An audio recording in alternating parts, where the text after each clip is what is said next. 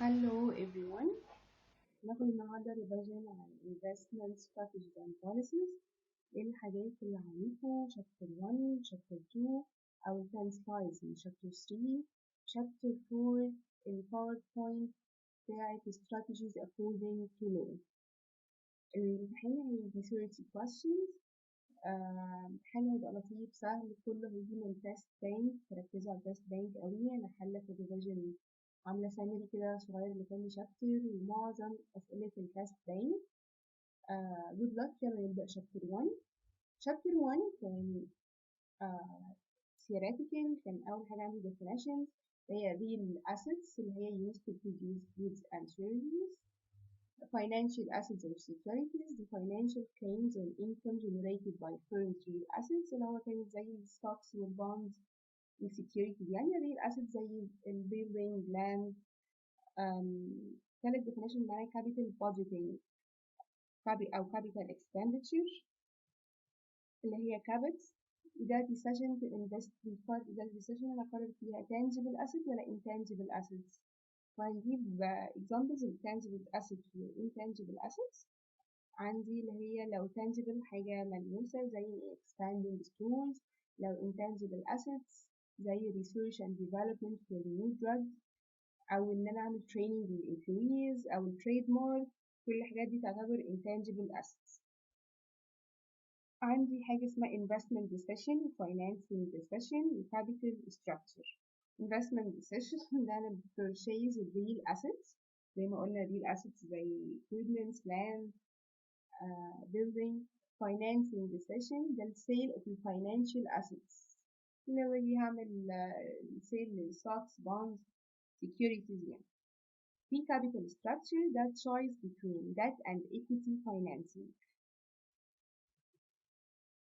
طيب عندي لازم أعرف إن الcorporation دي legal entity بتقعد forever، ملهاش دعوة بشخص. الشخص اللي حصل له حاجة الcorporation شغالة، هي legal entity. owned الcorporation تبقى owned by مين؟ by shareholders. الcorporation can make contract, carry on business, borrow, land, sue and be sued. الشيرهولدرز have limited liability. يعني ايه limited liability؟ يعني لو الكوربريشن حصل لها bankrupt فلست، انا بيبقى limited liability، محدش يقدر يخش على my personal assets. يعني مثلا عندي عربيتي الخاصة محدش يقدر ياخدها مني. في حاجات بتبقى مش limited، بتبقى unlimited liability، ودي زي البارتنرشيب هنشوفهم في questions. طيب بيقول لي آخر حاجة عندي في الشابتر، بيقول لي الأيجنسي problem إيه اللي بتبريزنت الكونفليكت الانترست في المانجمنت اند الأونر. يبقى الأيجنسي problem ده الكونفليكت اللي بيحصل إيه بسبب إيه؟ إن الأونرز أو الشير هولدرز مع المانجمنت، المانجر اللي هو إن المانجر مثلا حابب إن هو ليه انترست معينة، الأونرز بالنسبة لهم إن الشركة يبقى الفالويشن بتاعها كبير، بتحقق ديفيدنس حلوة، كل حاجة أكيد بالنسبة للأونر مختلفة بالنسبة للمانجمنت. طيب عندي كلمة اسمها hurdle rate أو cost of capital. ده minimum acceptable rate of return on investment. الريت اللي هو ما ينفعش أقل عنه زي ال opportunity cost of capital. إيه ال opportunity cost of capital؟ The investing in a project eliminate other opportunities to use in invested cash. ايه اللي opportunity cost of capital؟ اللي هي الريت بتاع اللي هو risk free. فهو لو حطيت الفلوس في البنك، لو انا البروجكت بتاعي هيحط لي اقل من الفلوس في البنك يبقى البروجكت ده مش مستاهل. فلازم البروجكت اللي انا هخشه at least يموت opportunity cost of capital او اعلى طبعا، لان انا ليه اتحمل ريسك وهو هيدي نفس الريت في البنك. نبدأ بقى بالتست بانك questions عن chapter 1. بيقول لي which of the following types of assets are intangible. ايه الحاجات اللي intangible؟ number A production machinery أكيد لأ. factories no. trademark yes، احنا قلنا الحاجات اللي intangible زي trademarks, training, research and development. number 2 which of the following is not a financial asset. number A common stock, bank loans, preferred stock, building. ايه اللي مش financial assets؟ يبقى number D building. يبقى كده ال stocks وال loans وال preferred stock كلها financial assets. Number 3, a firm investment decision is also called number A, financing decision, liquidity decision, capital budgeting decision, leasing decision.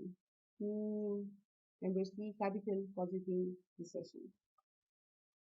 Number 4, there is a firm's purchase of real assets is also referred to as لما الفيرم تشتري real assets يبقى اسم الديسيشن ايه؟ capital structure decision, CFO decision, financing decision, investment decision. هي number D investment decision is a real investment decision in real assets. Number 5, بيقول لي the sale of financial assets by a corporation is also referred to the sale of financial assets.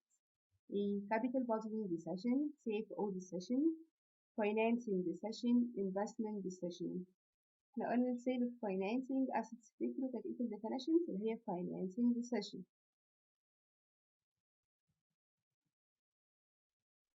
Number 6, the choice of the proper mixture of debt and equity used to finance a corporation is also referred to as number 8, capital budgeting decision. No. Capital structure decision. Yes, the capital structure decision هو المixture بين debt and equity. Number 7, the following are examples of tangible assets except machinery. Yes, number I, yes. Double I, office buildings. Yes, tangible. Triple I, warehouses. Yes, المخازن. IV اللي هي training courses for employees. احنا قلنا ال training courses دي تبقى ايه؟ intangible. IV مش معانا صح؟ يبقى هي اللي مش tangible. هو عايز بقى كل دول tangible ما عدا ايه؟ ال training courses for employees اللي هي number C IV only. نركز بس في ال questions. هو بيقول لي هو عايز tangible ولا intangible وبيقول لي هنا except. نركز. Number 8 بيقول لي the following are example of real assets. Machinery, office building, warehouses, common stock.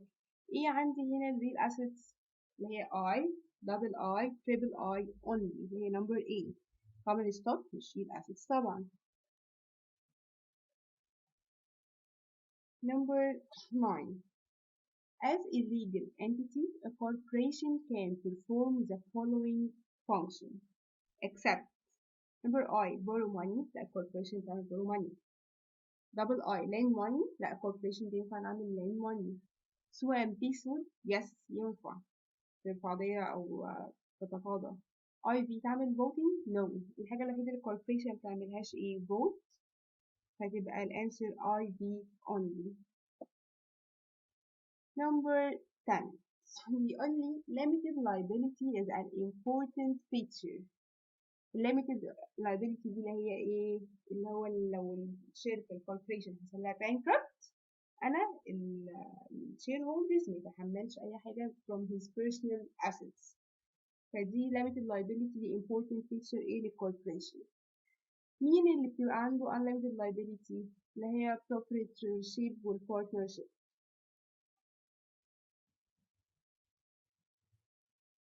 Number 11. Corporation potentially has infinite life because ليه عندها infinite life ليه؟ عشان هي legal entity ملهاش دعوة بأشخاص معينة. Yes, فهي number 8 the legal entity.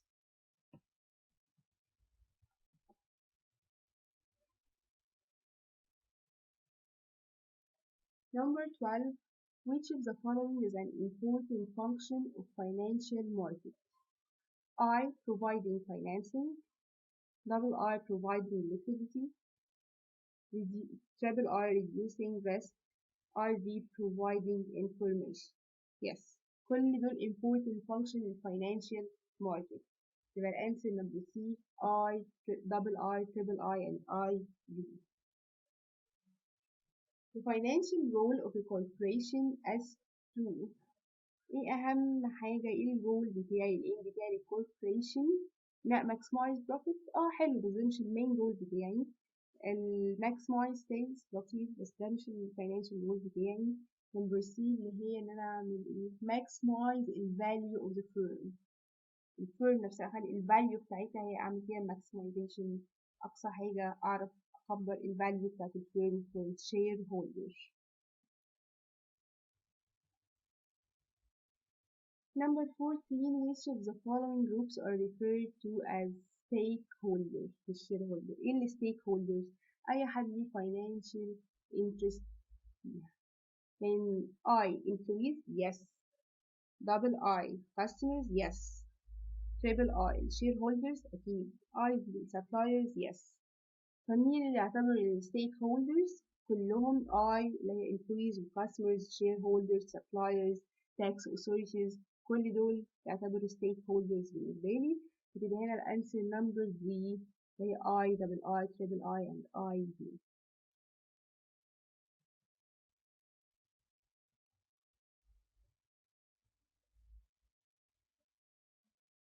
Number 15 shareholders of a corporation may be among others individual, pension fund, insurance company.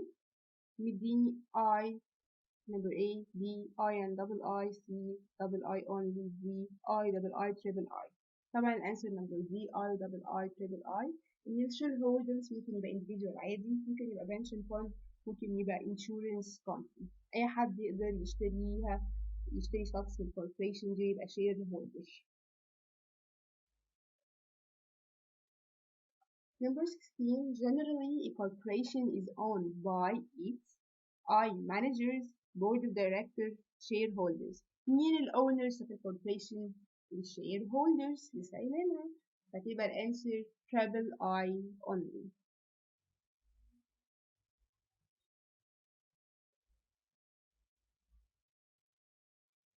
Number 17 Mr. Free has $100 income this year and zero income next year. The market interest rate is 10% per year. If Mr. Free consumes $30 this year and invests the rest in the market, what will be his consumption next year? هو يبقى معاه كام السنة الجاية؟ هو السنة دي معاه $100 و صرف $30 يبقى اللي باقي معاه كام؟ $70. هيعمل بيهم investment للسنة الجاية ب 10%، فهعمل ال 70 times اللي هي 1 plus I اللي هي 1 plus 10% اللي هي 1.1، هيديني يبقى معايا السنة الجاية $77. number C. كده خلصنا شابتر 1، خلينا معظم أسئلة التست بانك عليه وعملنا سامري كده للديفينيشنز اللي فيها. أعتقد شابتر 1 أسهل شابتر ومصلحة ليكم في أسئلته. نركز بس لو قال لي accept كذا أو إيه ال financial assets، نركز بس واحنا نقرا في questions. هنبدأ شابتر 2 بنتكلم معظم حاجات شابتر 2 برضه تبقوا فاكرينها من الفاينانشال ماثماتكس بتاعت last year. أعتقد ده هيبقى برضه الدنيا سهلة عليكم شوية. أنا عامل لكم سامري للرولز اللي هنستخدمها في الشابتر كلها. وكان أول حاجة عندي بحسب الفيوتشر فاليو ازاي.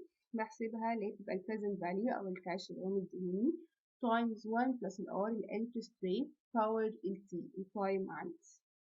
طيب عندي لو عايزة أجيب البريزنت فاليو العكس، تبقى الفيوتشر فاليو over 1 بلس الار all power t time، أو الكاش فلو أو الكاش اللي هو مديهوني times 1 over 1 plus r power t. دي لوحدها ممكن أسميها إيه؟ discount factor. يبقى ال present value ممكن يبقى ال discount factor times الكاش على طول، عشان هو ممكن بيديني ال discount factor جاهزة يدوب just أنا أعملها times الأماونت اللي هو مديهوني وأجيب ال present value. تاني عشان لو طلب مني إن أنا أجيب discount factor يديني R يبقى لي هاتيلي ال discount factor.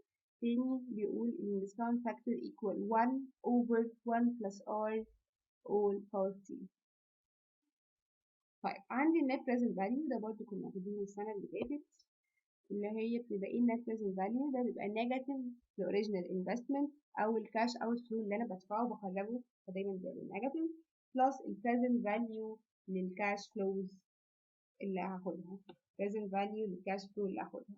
فيبقى الرول ممكن يبقى تي زيرو اللي هو الكاش فلو بتاع اللي أنا دلوقتي لأن أنا بخرجه يبقى أوت فلو دايما بيبقى بالنيجاتيف plus السميشن بتاع الكاش البريزنت فاليو لكل كاش فلو جاي. طيب هنشوف examples عليهم كده كده. عندي الريتيرن بيفكرني الريتيرن بيبقى equal البروفيت over الانفستمنت، والبربيتوتي تفتكروا ايه هو البربيتوتي؟ ده بيبقى equal amount بيجيلي لمدة forever على طول مش متحددة وقت. يبقى البربيتوتي كاش فلو equal كاش فلو بيجيلي لمدة forever سنين على طول مش محددة بوقت. والريتيرن بتاعها بتبقى عبارة عن cash flow over ال present value. طيب لو عايزة أجيب ال present value يبقى إيه؟ بجيبها إيه؟ كده الناحية التانية فتبقى ال cash flow over ال R. عندي ال annuity، يعني إيه ال annuity؟ ده بيبقى برضه equal cash amount أو equal amount بس for certain years أو certain specific dates، مش زي ال perpetuity forever، يعني equal amount بيجيلي كل شهر أو كل سنة أو كل 6 شهور لمدة 5 أو 10 سنين، لازم التايم يبقى متحددين. والأنيوتي بناخدها ال present value بتاع الأنيوتي الكاش times 1 over ال R minus 1 over R times 1 plus R power T. طيب بالنسبة لل present value ال perpetuity كنا لسه واخدينها بس ما كانش عندي فيها growth rate. طب افرض عندي فيها growth rate أعمل إيه؟ فبيبقى C T plus 1 over ال interest rate minus ال G.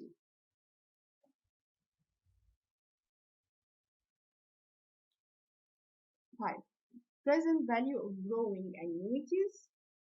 طيب لو عندي برضو growing، لو عندي growing rate عندي ال growth rate بس بالنسبة للانيوتي مش ال perpetuity، هعملها ازاي؟ تبقى ال cash flow times 1 over ال R minus ال G times 1 minus 1 plus ال growth rate power T over 1 plus ال R power T.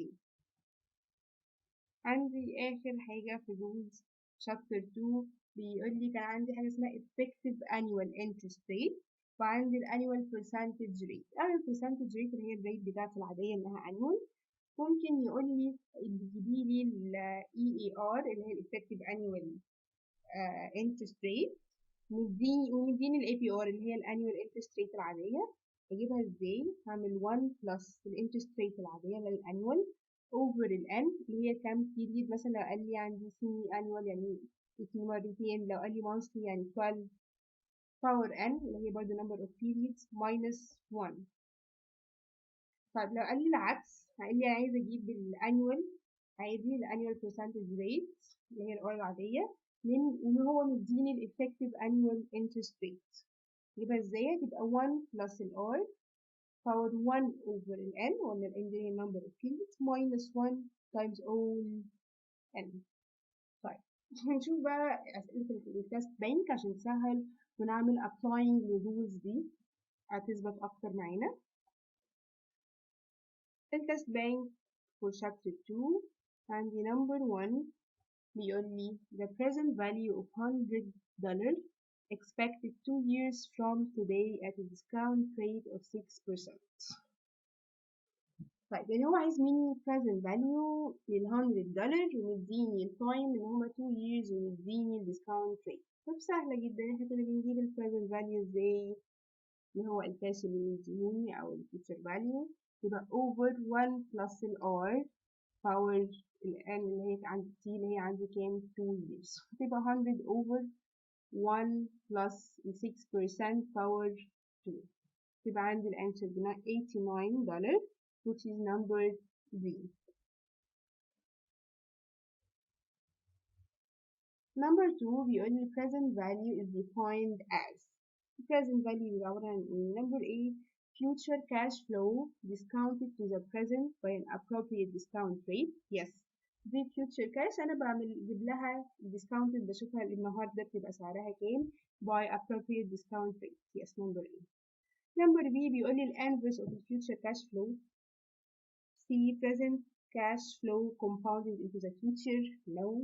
number D future cash flow multiplied by الفاكتور كذا. لا هي مش multiplied هي divided. هي الانسر number E. number 3 بيقول لي if the annual interest rate is 12%. what is the 2-year discount factor؟ عايزني اجيب الديسكاونت فاكتور ومديني الار زي ما كنا قلنا في اللي ممكن يديني انا بديك الرول بتاع الديسكاونت فاكتور. هو الرول بتاعه ايه؟ اللي هي discount factor بيبقى equal ايه؟ 1 over 1 plus الار باور ال 2 اللي هي عندي تبقى 1 over 1 plus ال 12% power 2 عشان هي مديني 2 years هيبقى اديني الديسكاونت فاكتور هيبقى equal 0.7972 which is number A.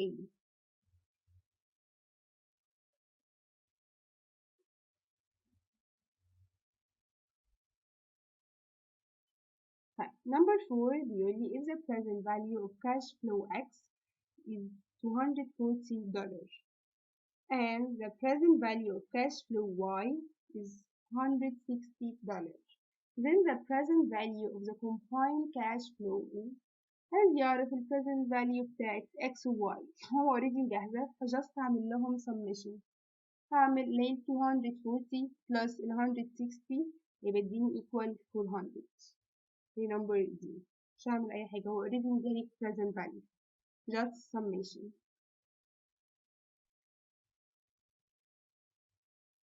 number 5 بيقول لي the present value of $121,000 expected 1 year from today at an interest rate or discount rate of 10% per year is.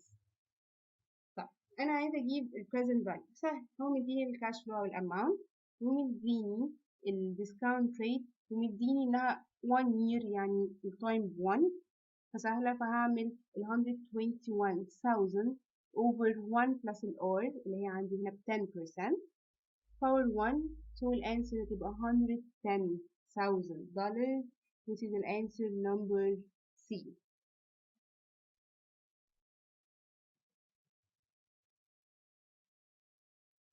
number 6 really if the 1 year discount factor is 0.9 what is the present value of $120 expected 1 year from today. طب المرة دي عايز لي present value ومديني الديسكاونت فاكتور على طول جاهز يبقى هجيب ازاي present value؟ هعمل على طول الكاش فلو او اللي هو الاماونت اللي هو مديني تايمز الديسكاونت فاكتور مش محتاجة بقى اللي هو عامل اوفر مديني الار هو مديني جاهزة اوريدي. هعمل الديسكاونت فاكتور اللي هو ال 0.90 تايمز ال $120 يديني $108 اللي هي الانسر نمبر C.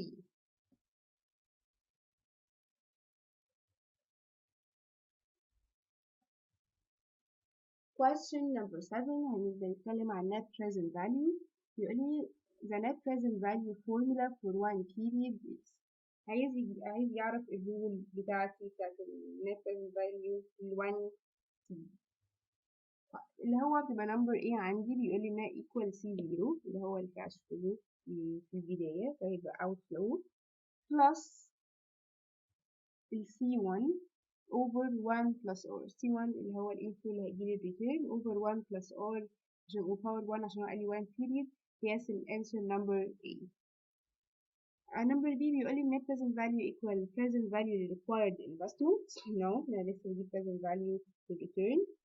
number C بيقول لي إن هي CE over C1 no net present value C1 over C0 no هي الانسر number A.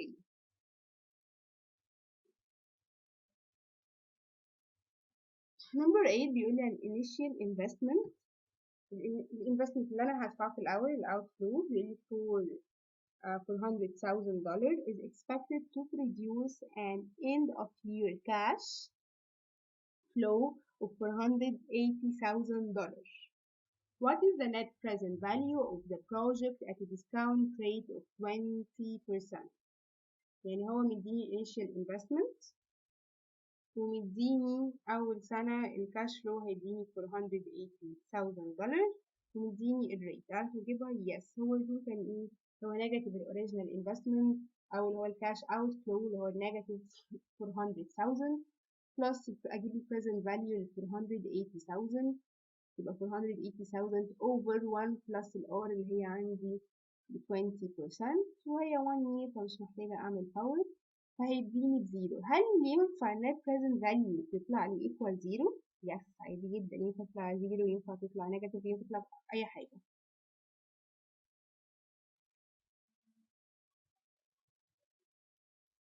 Number 9. According to the net present value rule, an investment in a project should be made if the number A net present value greater than cost of investment ملهاش علاقة. Net present value greater than present value of the cash flow. Number C net present value is positive. Yes أنا accept or reject a project على حسب النت present value طلع لي بالبوزيتيف or negative. لو positive يبقى أنا accept البروجكت، لو negative يبقى أنا reject البروجكت. فأنا accept البروجكت إمتى؟ لو number C اللي هو net present value is positive. Number 10 بيقول لي what is the net present value of the following sequence of cash flow at the discount rate of 9%. مديني الديسكاونت ريت ومديني التي 0 اللي هو الكاش فلو 0 ومديني التي 1 والتي 2 والتي 3. التي 0 انا دفعت 250 اللي هو اوت فلو فهو بالنسبه لي اللي هي نيجاتيف 250 بلس البريزنت فاليو لاول ريتيرن اللي هي هنجيبها ازاي؟ يبقى ال 100,000 over 1 بلس الار باور هو قال لي هنا ايه؟ T1 يبقى باور 1 كده بلس اجيب البريزنت فاليو ل T2 اللي هي تبقى 150,000 over 1 بلس الانترست ريت باور 2 بلس اجيب البريزنت فاليو ل T3 اللي هي $2,000 over 1 بلس الار عندي باور 3 هيديني النت بريزنت فاليو equal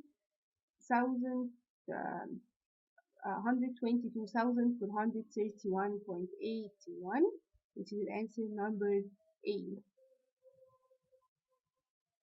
Number 11 بيقول لي the rate of return. rate of return ممكن نسميه ايه؟ discount rate؟ yes نسميه rate of return discount rate. وhard rate yes كنت لسه بقول ان عليه هو hard rate.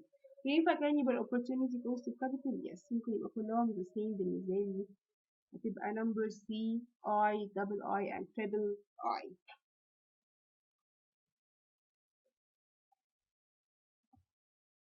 Number 12 is the 1-year discount factor at a discount rate of 25% per year is عايز يعرف discount factor 1 year. طيب هو discount factor عندي بنجيبه ازاي؟ دايما بنجيبه 1 over 1 plus R power التايم عندي 1 فتبقى 1 over 1 plus R. هو مديني already R اللي هي 25% تبقى 1 over 1 plus 25% will equal 0.8 اللي هي number C.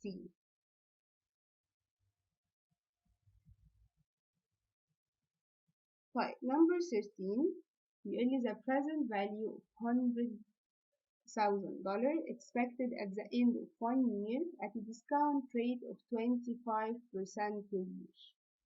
يبقى هو عايز مني present value ومديني الامount ومديني الديسكاونت rate مديني انها 1 year. سهل اوي اطلع ال present value واجيب اللي هو ال 100,000 over 1 plus ال R اللي هي ال 25% هتديني 80,000 اللي هي number 8. ده questions كتير على present value ما فيهاش فكرة تاني بس عشان تعمل practice أكتر وتحل أكتر عشان لما تيجي في الإكزام تبقى سهلة عليك. Number 14 بيقول لي if the 1 year discount factor هو مديني discount factor ب 0.8333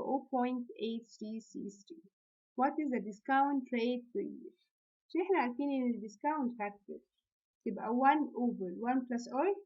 طيب ال r عندي هو ال unknown، هيطلع لي منها ب 20% اللي هي number 3.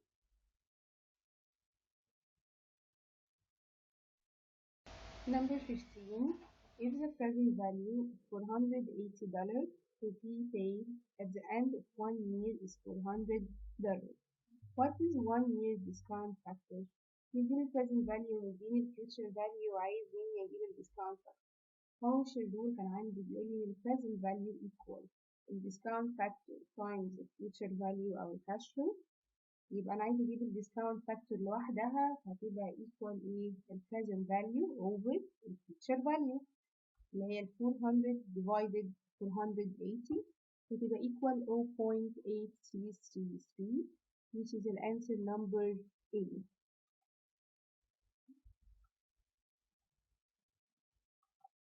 Number 16, if the 1 year discount factor is 0.90, what is the present value of $120 expected 1 year from today؟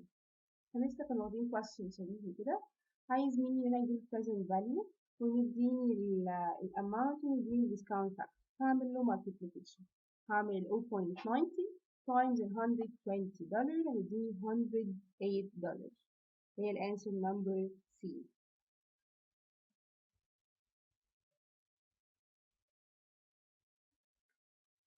Usually if the present value of the cash flow generated by an initial investment of $200,000 is $250,000, what is the net present value of the project؟ طيب عايز اجيب النت present value كان الرول بتاعي ايه؟ كان اللي هو negative initial investment اللي هي negative $200,000 plus present value للريتيرن او للكاش فلو. هو already جايب لي present value جايب الكاش فلو اللي هي 250، فبعمل negative 200,000 plus 250,000 على طول هيديني اللي هو equal $50,000 اللي هي number B. ركز ان هو عامل لي B 50 والنمبر دي negative 50 هي positive $50,000.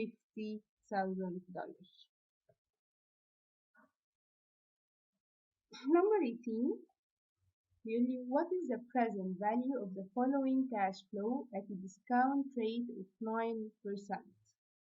ومديني 3 years، مديني year 1 $100,000 year 2 $150,000 and year 3 $200,000. عايزني اجيب present value بايدي، عايز اجيب present value year 1 plus present value year 2 plus present value year 3. طيب ازاي بنجيب present value؟ بنجيب اللي هي 100,000 over 1 plus R الR عندي هنا اللي هي ب 9%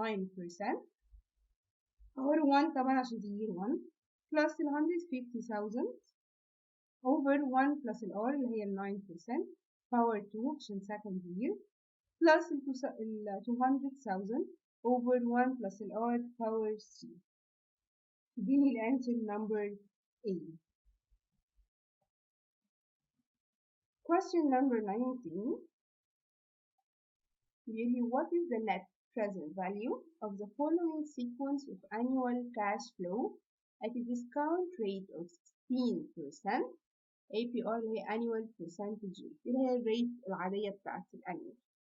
عايزني اجيب فيها النت present value مديني T1 و T2 مش مديني initial investment، فيبقى عايزة على طول اجيب ال present value ل T1 plus ال present value ل T2. ال present value ل T1 اللي هي negative 100,000 over 1 plus ال R اللي هي 16% هنا power 1 طبعا plus ال 300,000 over 1 plus R power 2 عشان T2 فتطلع الانسر number A.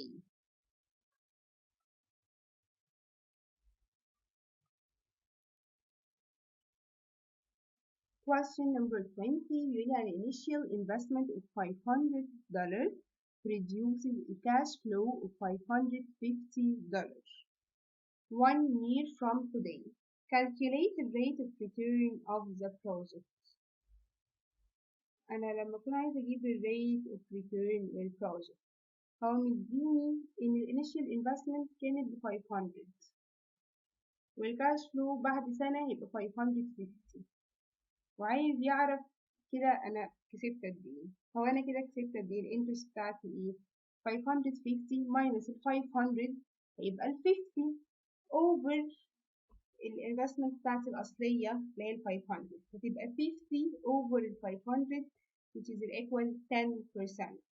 يبقى rate of return أنا بشوف لو تفتكروا كنا بندرس من السنة اللي فاتت باخد ال I بتاعتي الانترست اماونت بتاعتي على الانفستمنت اللي أنا دفعتها هتبقى اللي هي 550 minus ال 500 اللي هي 50 over ال 500 هتديني equal 10%.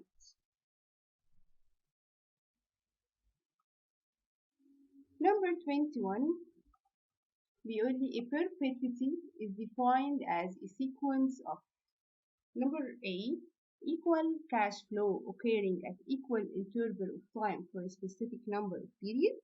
No عشان هي مش specific number of periods ممكن دي تبقى new. Number B equal cash flow occurring at equal interval for time forever. Yes, the answer number B إنها equal cash flow at equal interval للtime forever مفتوحة infinity.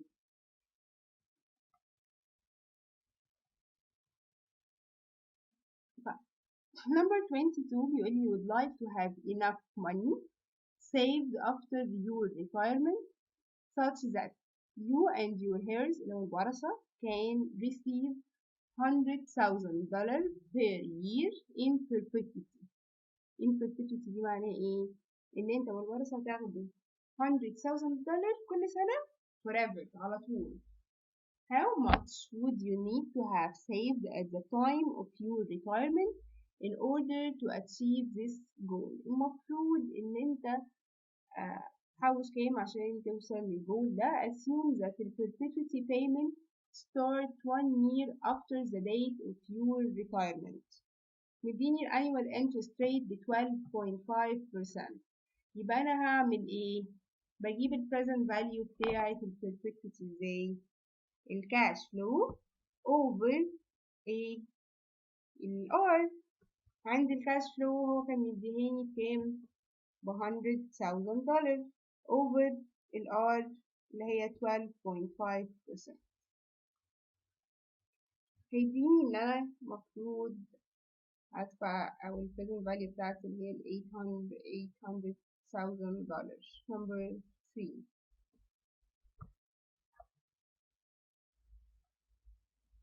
What is the present value of $10,000 per year in perpetuity at an interest rate of 10%.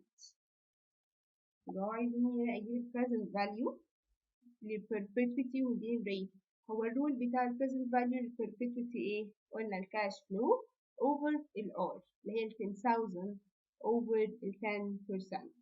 هتديني number D اللي هي $100,000.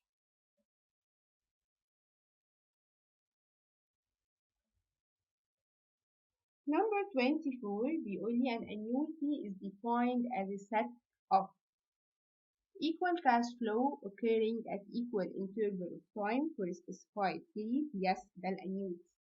Number B equal cash flow occurring at equal interval of time forever. Number B دي تعتبر ايه؟ perpetuity. برافو. Number C بيقول لي unequal cash flow. No, هي الannuity والperpetuity عندي equal cash flows. Number دي برضو unequal من غير ما اقرا يبقى هنا الانسر number A. يبقى لو specified period تبقى annuity، لو of time forever تبقى perpetuity.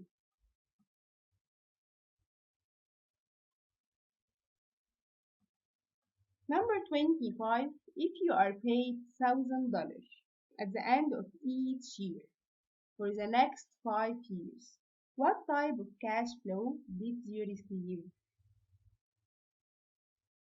ده يعتبر ايه؟ لو انت بتدفع $1,000 كل سنة at the end of each year for next 5 years مدة 5 سنين، ده يعتبر ايه؟ هو ده يعتبر perpetuity؟ No. ليه؟ عشان ده specified time، فنمبر دي مش معانا. uneven cash flow stream لا هما equally هو قال ده كل مرة 1000 فما تنفعش number A. number B عندي an annuity number C an annuity due. an annuity دي هو قال لي at the end of each year تبقى اسمها annuity. أما لو قال لي at the beginning of each year مش an تبقى annuity due. annuity due يعني at the beginning of the year at the end of the year تبقى annuity عادية أو ordinary annuity أو annuity. أما الديو بتبقى at the beginning of the year فتبقى هنا الأنسر بينه قال لي at the end تبقى الأنسر number B.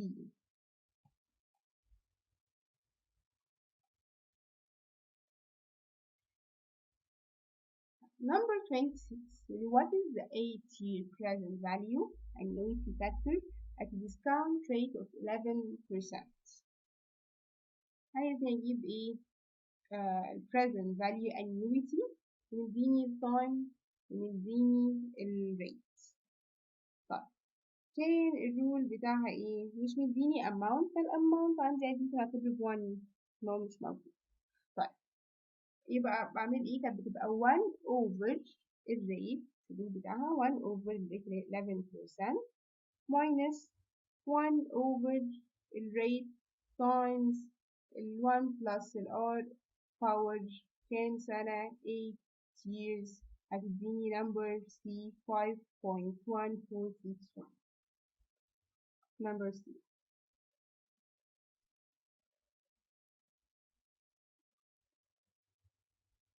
Number 27, what is the present value of 6 years $5,000 per year annuity at discount rate 10%. نفس الكويستشن اللي فاتت فرق بس ان افكار جديدة questions جديدة. بعمل ايه؟ هجيب ال present value من الرول بتاعي بتاع الانيوتي وهنا كاتب لي الاماونت الكاش اماونت اللي عامله times 5000 فتبقى عندي هنا number A الانسر. انا بحط لكم على كل question كذا يعني على كل idea كذا question عشان ممكن واحد منهم يجي في الفاينل اكزام فتشوف كل الكويستشنز قدامك تحاول تعمل براكتسنج اكتر تحل اكتر بايدك مش بالنظر كده تحل اكتر بايدك كل كويستشن وهات ورقه وقلم وحله واحده واحده.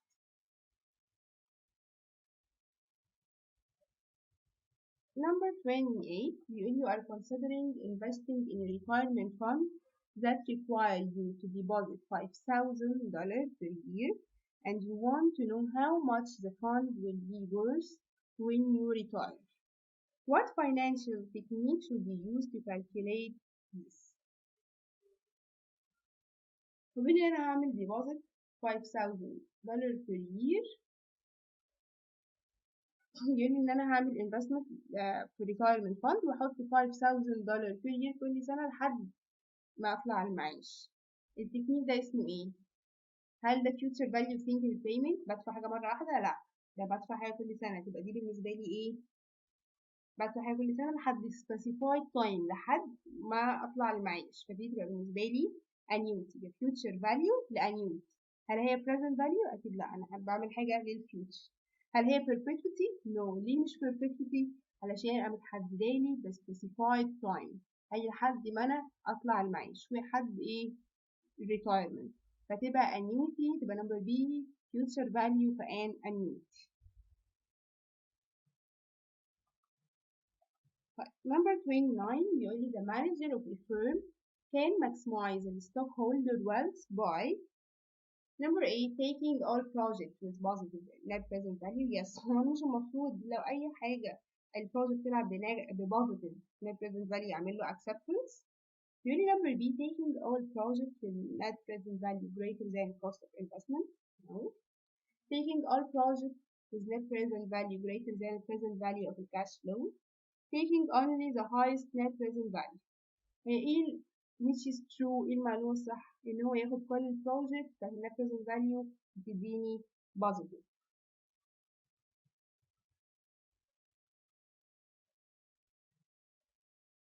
Number 30 if you invest $100 at 12% annual percentage rate for 3 years how much would you have اللي هي ال APRs اللي هي الانترست العادية الانnual. how much would you have at the end of 3 years using simple interest. طيب أنا عايز مني من الآخر أجيب future value عن طريق ال simple interest. فاكرين ال simple interest اللي هي عادي الأماونت نفسه اللي هو 100 بلس عايزة أجيب الانترست بتاعة ال simple interest اللي هي 100 times 12% times year مش compound اللي هي بتبقى الأماونت اللي هي كانت بتبقى إيه لو تفتكروا PIT T اللي هو الأماونت 100 times ال I الانترست rate 12% في التي في التايم اللي هو قال لي هنا 3 years اداني $136. دي كده معلومة بسيطة كده بتفكرني بالسامبل انترست.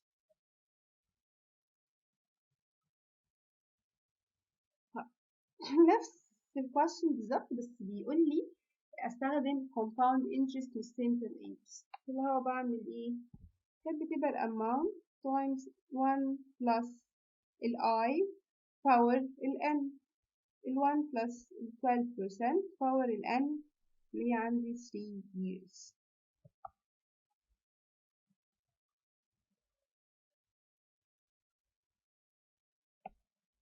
طيب number 32 هي investment having 10.47%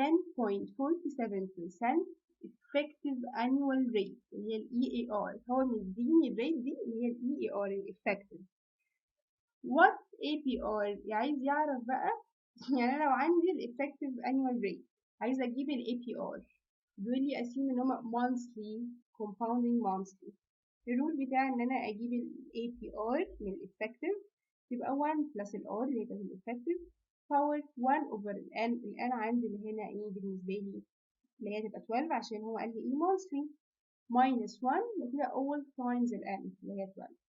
يبقى هنا ال R عندي اللي هي 10.47% اللي هي تبقى 0.1047 power 1 over 12 minus 1 times 12 هتديني 10%.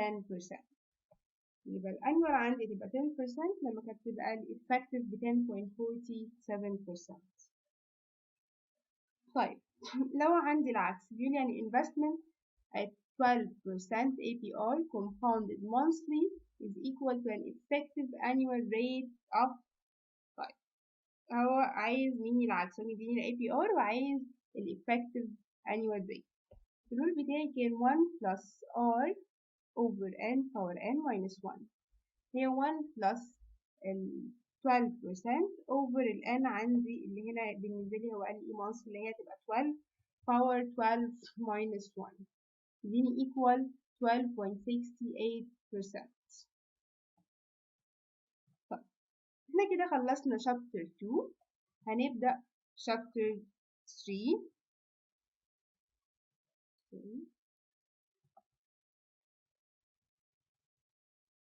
chapter 3 كان علينا أول 10 slides بس وعندي ليها رول واحد ان انا ازاي انا كنت الشابتر 3 ان انا كنت بعمل evaluation للبوند اللي هو ان انا بيقول لي دايما ان انا ازاي اجيب البرايس بتاعت البوند ازاي.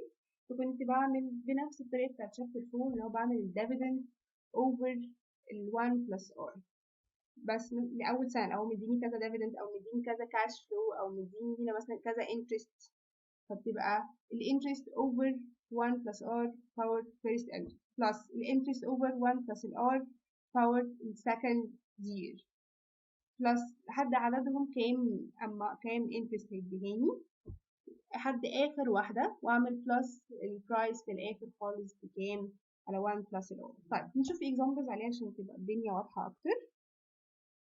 بيقول لي الاول the following entities issue bonds to engage in long term borrowing except. مين اللي بيعمل البونز؟ معانا مين؟ الفيدرال جفرمنت بتعمل بوند؟ يس. state and local governments تعمل بوند؟ يس. الكوربوريشن؟ يس تعمل بوند. individual؟ no. individual مش ثقة not trusted إن أنا أي حد كده يقول أنا هعمل بوند وحد يرضى يشتريها مني. فكل الانتيتيز دي بتعمل بوندز ما عدا نمبر دي individual.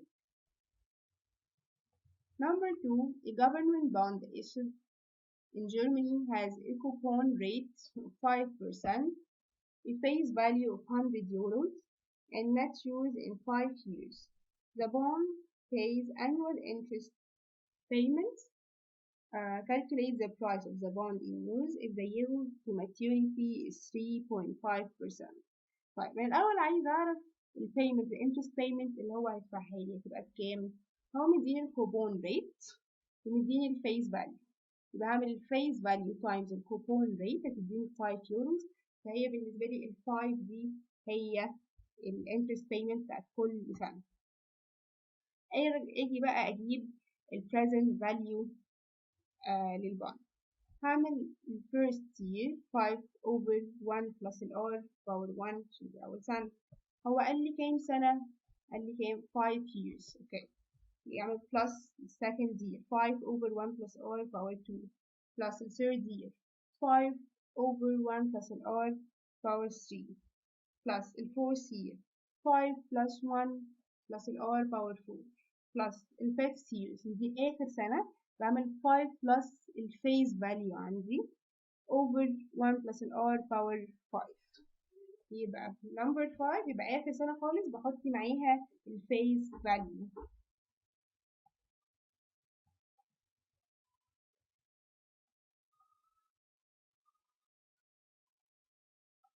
Number 3, generally a bond can be valued as a package of annuity, double I, perpetuity, triple I, single payment.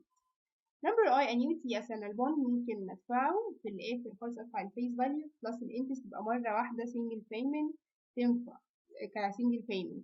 تنفع annuity إن أنت تدفع لي كل سنة مبلغ معين يس. أما perpetuity مستحيل البوند يقعد يدفع لي forever. هتبقى البوند ممكن يبقى annuity ممكن يبقى single payment. فتبقى answer number C I and triple I only. Number 4 بيقول لي if a bond pays interest semi-annual then it pays interest كل قد إيه once per year every 6 months every 3 months every 2 years. طيب لما يقول لي semi-annual يعني بيدفع لي مرتين يعني كل 6 months every 6 months تبقى الأنسر B. طيب لو كان قال لي إنها بتدفع quarterly يعني إيه quarter؟ يعني بتدفع 4 مرات في السنة يعني every 3 months. طيب لو monthly يبقى بتدفع كل 12 times اللي هي كل شهر. طب لو daily طبعا بتبقى يعني كل يوم يعني 365 times.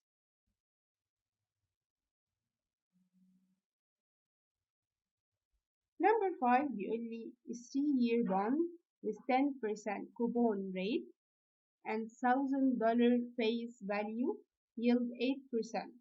Assuming the annual coupon payments, calculate the price of the bond. طيب أول حاجة قال لي إن الكوبون payment annual تمام ومديني الكوبون rate ومديني الفيس فاليو يبقى أنا كده محتاجة أعرف أطلع الانترست amount. طيب يبقى ال 10% times الفيس فاليو اللي هي ال 1000 يبقى أول حاجة طلعتها الانترست amount اللي هي ب 100. طيب عايزة أجيب بقى ال present value للبوند هم قال لي كام سنة هنا قال لي 3 years فيجيب بقى لكل سنة يبقى ال 100 over 1 plus ال R اللي هي عندي 8% ده ال first year plus ال second year 100 over 1 plus ال R power 2 ال second year plus third year دي آخر واحدة هتبقى 100 plus ال face value بتاعتي over 1 plus ال 8% اللي هي ال R power 3. وكده هعرف اجيب البرايس اوف البوند اللي هو عندي $1,051.54 اللي هي الانسر نمبر 3.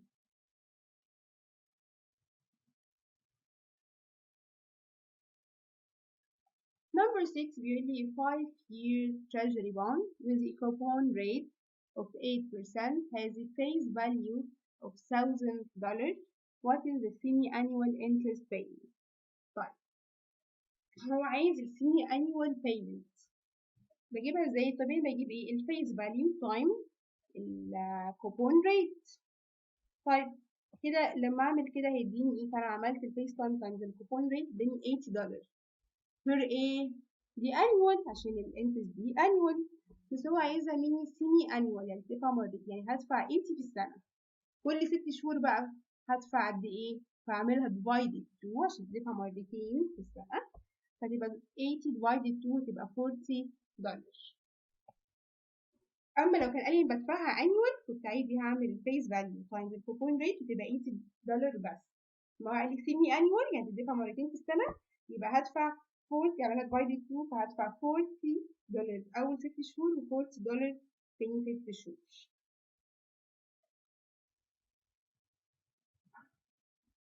هو القاسم ده تابع عليها. بيقول لي 3-year bond has $8 coupon rate and $1,000 face value. Very fair. Really, if the yield to maturity of the bond is 10%, calculate the price of the bond. عايز the price. Assuming that هنا بقى حتة المهم. The bond makes semi-annual coupon payments. يبقى هو كده عايز البرايس وهو بيعمل semi-annual payment. طيب هجيب semi-annual payment زي المرة اللي فاتت هعمل 1000 times 8% فتديني 80 يعني السنة كلها. ما هي semi-annual فاعملها divided 2 فتبقى $40. طيب عايز احسب البرايس. طيب بما سيمي انيوال فايه كمان اللي هيتاثر؟ الانترست. ال 10% دي انيوال فاعملها كمان ديفايدد 2 عشان سيمي انيوال تبقى 5%. بعد كده احسب عادي جدا بقى البرايس البريزنت فاليو لكل واحده عادي. يبقى اللي عندي هنا الكوبون اللي انا هاخده اللي هي تبقى 40 عشان سيمي انيوال. حاجه مهمه جدا، هو قال لي كام سنه؟ قال لي 3 years يعني كام بيريد، كام مرة هيدفع لي فيها الانترست؟ تدفع سيمي انيوال يعني مرتين في السنة فتبقى 3 times 2 فتبقى 6 periods. يبقى أنا وأنا بجيب البريزنت فاليو هيبقى عندي 6 items يعني 40 over 1 plus 5% ده first period. والsecond period 40 over 1 plus R اللي هي الجديدة بعد ما عملت لها سيمي انيوال 5% power 2 plus 40 over 1 plus 5% power 3 لحد 6 لحد هما 6 periods. يبقى 3 years بالنسبة لي 6 periods بدفع interest 6 مرات. في آخر واحدة خالص منساش إن أنا بحط هنا plus الفيس value عندي يبقى equal $949.24.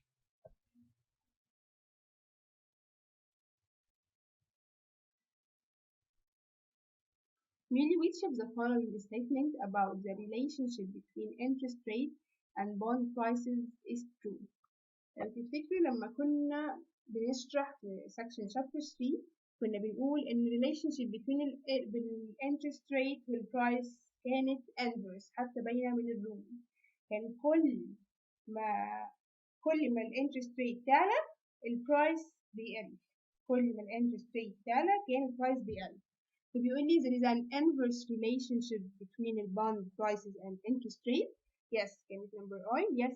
هما inverse relationship.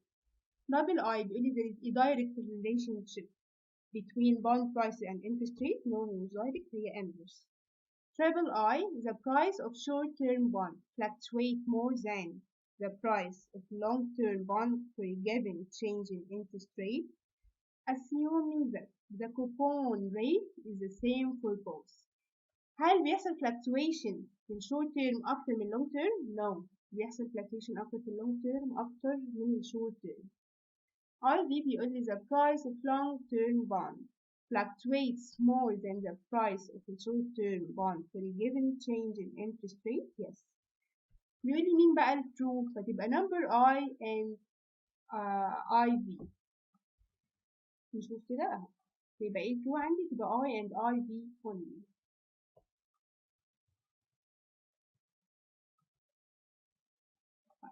كده خلصنا chapter 3 هنيجي لchapter 4. زي ما اتفقنا ان chapter 3 اول 10 slides only اللي علينا. نيجي لchapter 4 نجمع لكم الرولز كده في الاول ونقعد نحل برضه من التست باين كتير.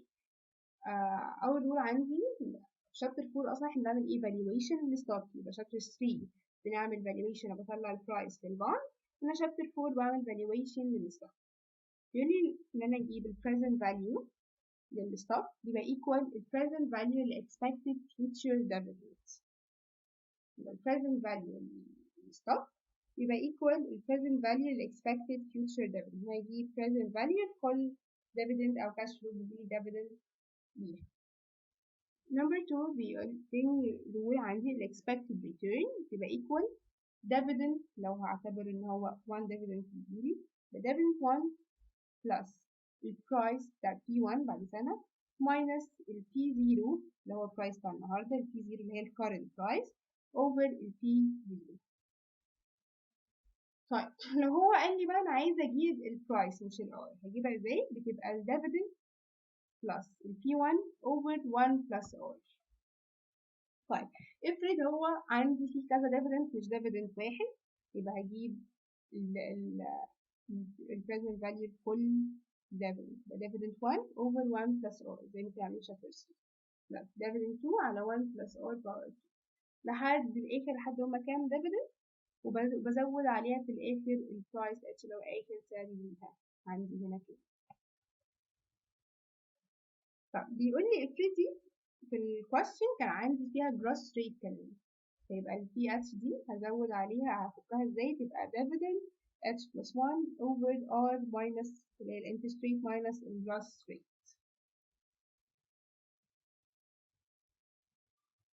عندي الكابيتاليزيشن ريت اللي هي ال P0 بجيبها زي لو في جروس ريت بتبقى dividend over ال r minus الجروس ريت. طيب لو عايزة أجيب ال R يبقى dividend over ال P0 plus ال gross rate. وعندي ممكن أسمي نفس الكلام ده أسميها dividend yield يعني قال لي dividend yield يبقى هي نفس الرول اللي هي dividend over ال P0 plus ال gross rate.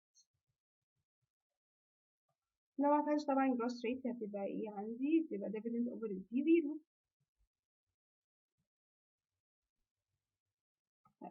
عندي حاجة اسمها return on equity return on equity الرول بتاعها اللي هي EPS اللي هي earning per share over book equity per share.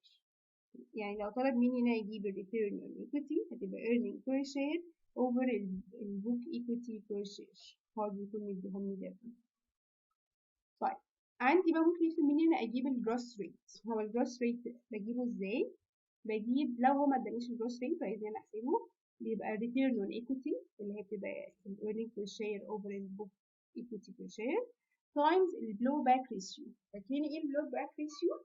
يعني لو كان عندي مثلا ال earnings بتاعت الشركة $100 وأنا وزعت ال payout $40 dividend يبقى ال $60 دول اسمهم ايه؟ blowback الفلوس اللي رجعت تاني بعمل بيها ري investment جوه الشركة. يبقى ال blowback ratio plus ال payout اللي بدفعه بتاع الديفيدند هيديني في الآخر equal ال earnings. ال blowback ratio هي ايه؟ الفلوس اللي متدفعش من ال earnings يعني تاني لو هم $100 وأنا عندي دفعت dividend 40 يبقى ال blowback 60 يعني 60%. عندي أجيب ال present value لل growing opportunities ال PBGO دي بجيبها ازاي؟ بجيب ال with gross minus with no gross هنشوف في ال questions وأفكركم برضو في ال questions. طيب ال test bank question number 1 بيقول لي assume General Electric has about 10.3 billion shares outstanding and the stock price is $37.10. Also assume the PE ratio is about 18.3. Calculate the approximate market capitalization for General Electric. هو عايز الماركت capitalization عايز هي فلوس الشركة دي كلها بكام. هو مديني numbers of the shares times the price per share. طيب ما أنا هعرف أجيب الأماونت الماركت بتاع الشركة دي كام اللي هي هما 10.3 billion times 37.10 للسعر الستوك الواحد فيبقى عندي هنا الشركة دي الماركت كابيتاليزيشن بتاعتها 382.13 billion هي number C.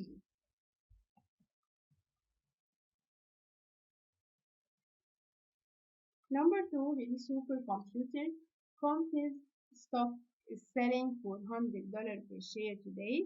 It is expected that at the end of 1 year it will pay a dividend of $6 per share and then be sold for $114 per share. يبقى هو بياخد dividend $6 وهتتباع ب $114.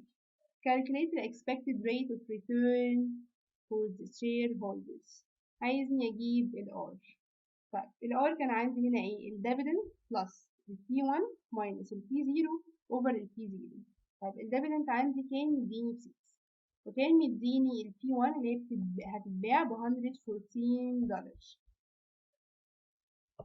وكان مديني أصلا هي سعرها النهاردة اللي هي ال P0 ب $100 فتبقى هنا minus 100 over 100 فتبقى الريت عندي 20% which is the answer number A.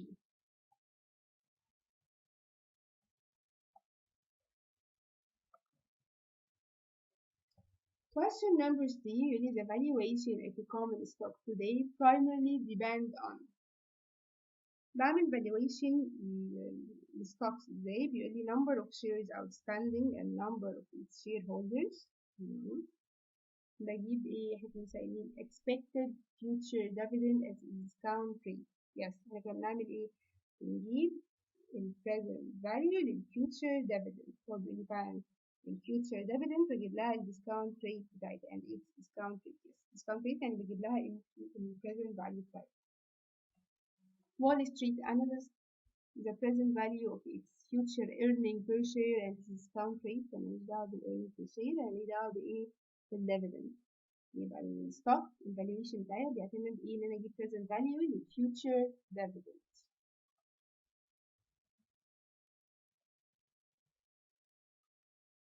Number 4 the create company stockholder expect to receive year-end dividend of $5 per share and then immediately sell their shares for $115 per share if the required rate of return for the stock is 20%. What is the current value of the stock؟ وعايزني أجيب ال current value في الstock اللي عايزني أجيب ال P0.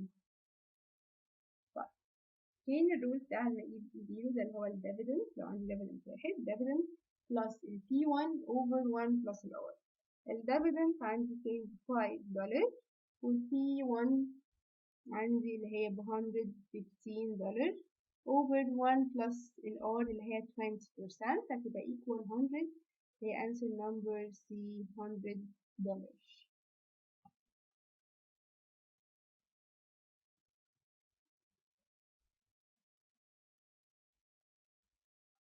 Number 5, Deluxe company expect to pay a dividend of $2 per share at the end of year 1. يبقى هيديني dividend ب $2 year 1 و $3 per share at the end of year 2 and then sold for $32 per share at the end of year 2. If the required rate of return of the stock is 15%, what is the current value of the stock؟ عايز نجيب ال P0. وال P0 بعمل ايه؟ اللي هي بتبقى ال dividend over ال 1 plus ال I ال first year plus ال dividend ال second year over 1 plus ال R power 2 اللي هي عشان second year دي آخر واحدة فبعمل plus اللي هي ال P1 سعرها الأخير تساوي T2 أو دي هتبقى P2 بتديني equal $28.2 اللي هي تبقى عندنا في answer number 3.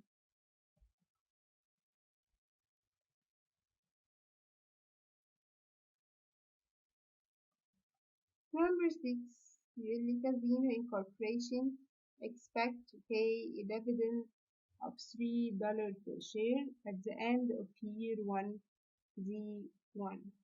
اللي هو عندي أول dividend D1 is $3 and these dividends are expected to grow at a constant rate of 6% per year forever. يبقى عندي هنا ايه؟ في عندي gross rate perpetuity gross rate. If the required rate of return on the stock is 18%, what is the current value of the stock today؟ يعني أنا كده عايز أجيب ال B0 ويبقى عندي gross rate. كنت بعمل ايه؟ كنت بعملها اللي هي dividend over interest rate minus gross rate. الديفيدند عندي ب 3 over interest rate اللي هي rate of return 18% minus gross rate اللي هي عندي ب 6%. تديني البي 0. النهارده البرايس بتاع الستوك بكام؟ ب $25. اللي هي answer number A.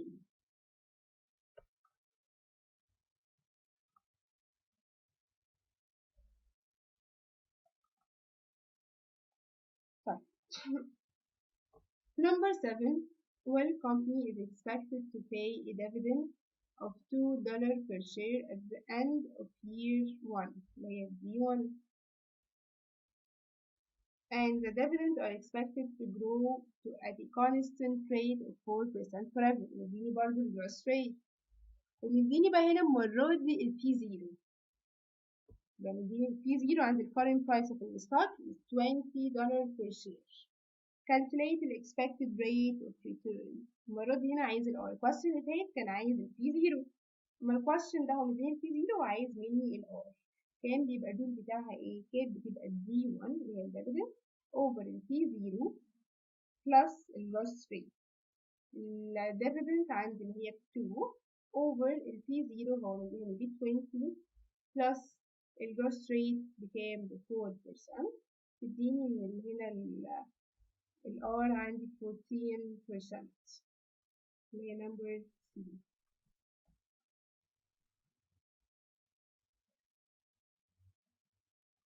Question number 8 بيقول لي World Tour Company has just now paid a dividend of $2.83 per share. Its dividends are expected to grow at a constant rate of 6% per year forever. If the required rate of return of the stock is 16%, what is the current value of the stock after paying dividends؟ يعني عايز نجيب ال P0 بس عايز نجيبه امتى؟ بعد ما دفعت الديفيدند.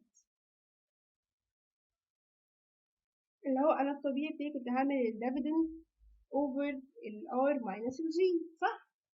الديفيدند عندي ب 2.83 والانترست ريت 16% والجروس ريت ب 6%. بس هو سؤاله هنا ان بعد ما ادفع الديفيدند، يعني انا دي هعمل لها ايه؟ بعد سنه، فاجيب لها دي فيوتشر فاليو سنه الديفيدند دي، او 1 بلس 6% ديت الجروس ريت. بعد سنه الديفيدند هتزيد ب 6%، يبقى كده 2.83 times 1 plus ال R 1 plus اللي هو الجروس ريت بتاعتي اللي هي الديفيدند هتزيد بيه باور 1 طبعا عشان هي 1 tour. تبقى عندي ال current value ب $30 اللي هي number C.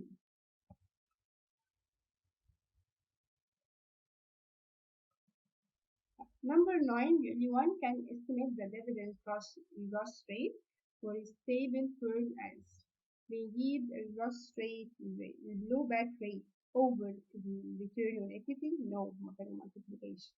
Number B الblowback rate minus the return on equity no. الblowback rate plus the return on equity no. الblowback rate times the return on equity yes. يبقى عندي هي نمبر دي اللي هما بيبقوا multiplication لبعض لما بجيب الجروس ريت. نمبر 10 بيقول لي MJ company or corporation pays out 60% of its earning as a dividend.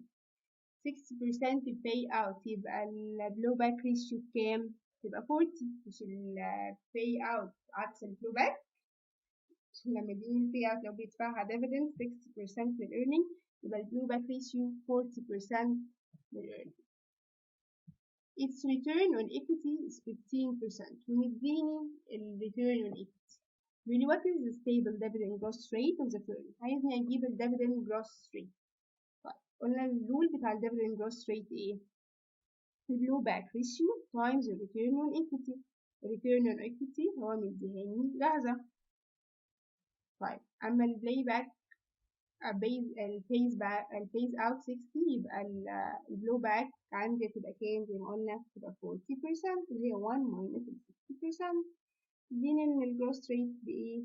6%.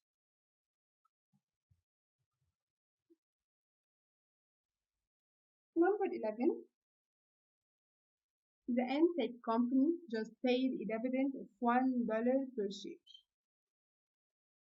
Analysts expect its dividend to grow at 25% per year for the next 3 years, and then 5% per year thereafter, if the required rate of return on your stock is 18%. What is the current value of the stock? طيب يعني هو الديفيدند $1. بيقول لي ان الديفيدند هيحصل جروس 25% per year. طب عايزين نحسبها. يعني اول سنة مفروض هيبقى كام؟ هزوده ب 25%، فتبقى أول سنة 1 times ال 1.25%، فتبقى الديفيدند هتبقى عندي ب 1.25. طيب تاني سنة الديفيدند عندي تبقى كام؟ هعمل $1.25 times 1.25 1.25%، يعني بتزيد كل سنة. فتاني سنة هتزيد 25%، يبقى عندي second year هي 1.5625. طيب تالت سنة هتزيد برضو 25%، فأعمل الرقم ده times 1.25%، هيديني إنها تبقى 1.9531. يبقى هما أول 3 سنين هيحصل لهم جروس الديفيدند هيزيد ب 25%. طبعا بجيب present value كل واحدة من دي. أول سنة 1 plus R، second year 1 plus R، third year 1 plus R. قال لي إن بعد ال3 سنين إيه اللي هيحصل؟ بعد ال3 سنين هتزيد 5% per year thereafter. الديفيدند ده هيزيد 5% per year. يبقى يبقى الرقم بتاع آخر الديفيدند ده هزوده 5%، يبقى times 1.05، هيديني إن الديفيدند يبقى 2.0508، وبعد كده هي هتزيد forever. فأنا لما بتزيد forever بعمل إيه؟ تبقى over ال R minus ال G، اللي هي ال R اللي هي 18% minus الجروس ريت اللي هتزيد عليه بعد كده اللي هي 5%، وطبعا times ال 1 plus ال R الأصلية عندي اللي هي power 3. وده طبعا عندي في الرول موجود فوق. لو عندي فيه جروس ريت بيزيد في الآخر بزوده ازاي وبعمله ازاي.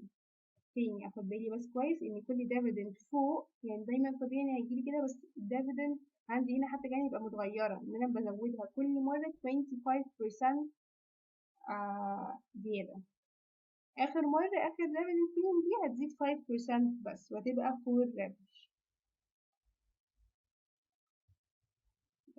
Number 12 بيقول لي Ocean Company just paid a dividend of $2 per share out of earning of $4 per share. يبقى ال earning عندي $4 وأنا هعمل dividend ب $2. طيب ده معناه إيه؟ إن كده إن ال payout $2، يبقى كده اللي أنا ويبقى كده ال flowback قد إيه؟ $2، يعني تبقى 2 divided 4 تبقى 50%، ال payout 50%، والبلو باك 50% زيها. يقول if the book value per share is $25, what is the expected gross rate in dividend؟ عايزني أجيب الجروس ريت. طيب هو الجروس ريت كنا قلنا بنجيبه ازاي؟ كام؟ بيبقى ال ROE return on equity times البلو باك ratio. طيب الريتيرن اون ايكويتي كنت بجيبها ازاي؟ كنت بجيبها الايرنينج بير شير اوفر البوك فاليو بير شير، يعني تبقى 4 اوفر ال 25. يبقى انا كده جبت الريتيرن اون ايكويتي تايمز البلو باك ريشيو، لسه قايلين انها تبقى 50%، ان هو بيدفع ديفيدند 2 من 4، يبقى دي 50%، يبقى البلو باك ريشيو 50%. فهتبقى عندي كده 4/25 اللي هي ال return on equity times ال 50%. هتديني يبقى ال gross rate عندي ب 8% اللي هي number C.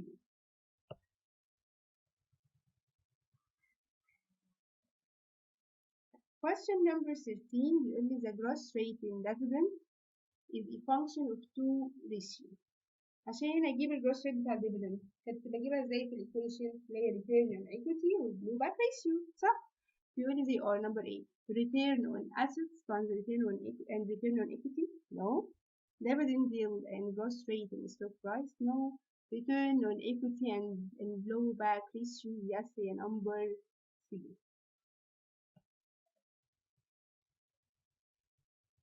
Number 14 يقول لي generally high gross stock pays كل ما بيبقى الجروس عندي بيزيد بسبب ايه؟ ان يبقى عندي الديفيدند يبقى قليل عشان يبقى البلو باك ريشيو عندي تبقى عالية شوية صح؟ كل ما الديفيدند تقل او تبقى قليلة كل ما الجروس ريت عندي يزيد. هي نمبر A بيقول لي low or no dividend yes. نمبر B بيقول لي high steadily growing dividend فأنا عايز الديفيدند تبقى قليلة عشان يديني الجروس ريت أعلى. erratic dividend decreasing dividend هي number A low or no dividend.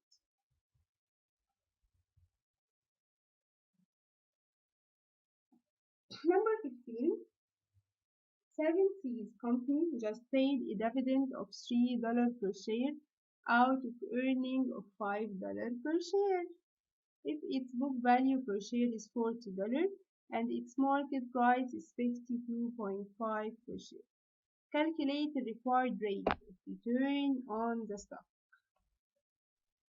طيب أنا مديني إن $3 per share هنا دي dividend من earning كلها اللي هي ال $5 ده معناه عندي ايه ده pay out فأنا كده محتاجة أجيب البلو باك ريشيو. طب ال pay out ratio اللي هي بتبقى 3 divided 5 اللي هي 60% فالبلو باك ريشيو بالنسبة لي هتبقى 40% اللي هي 1 minus 60% times ايه بقى return on equity. طيب return on equity بجيبها ازاي؟ بجيب اللي هي earning per share over book value per share اللي هي تبقى 5 over 40 يبقى كده هجيب بقى عندي gross rate ب 5%. طيب هو عايز مني ان انا اجيب الار عندي لما يبقى فيها gross بعمل ايه؟ تبقى الديفيدند over P1 plus الجي. طيب بس الديفيدند الجديدة بعد ما اعمل لها الجروس انا عندي كده الديفيدند 3 هعمل لها times 1.05 اللي هو الزيادة 5% يعني لسه مطلعها ان هما زيادة 5% over ال P1 اللي هي $52.5 plus الجي عندي الفضول اللي هي ال 5% تديني من الار كده ب 11% اللي هي number B.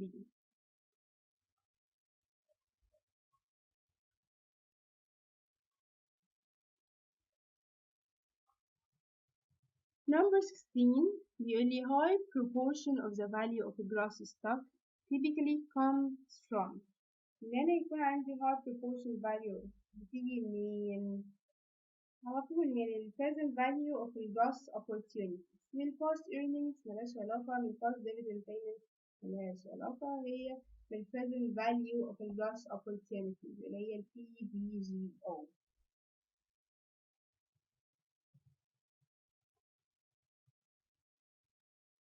Number 17 يقول لي Michigan Company Corporation just paid a dividends of $2 per share. Analysts expect future dividends to grow at 20% per year for the next 4 years and then grow at 6% per year thereafter. Calculate the expected dividend in year 5. طيب هو عايز يعرف ال dividends في year 5 هتبقى بكام؟ طيب ما أنا أحسب هي كانت ب 2 وهتزيد 20% لمدة 4 years يعني هتبقى 2 times 1 plus ال 20% power 4 بعد كده اللي هيطلع عامل له ايه multiplication لل 6% اللي هيطلع عامل له multiplication يبقى 1.6% صح الزيادة اللي هي بتاعت ال 6% ويديني الديفيدند at year 5 هتبقى $4.40 اللي هي number C.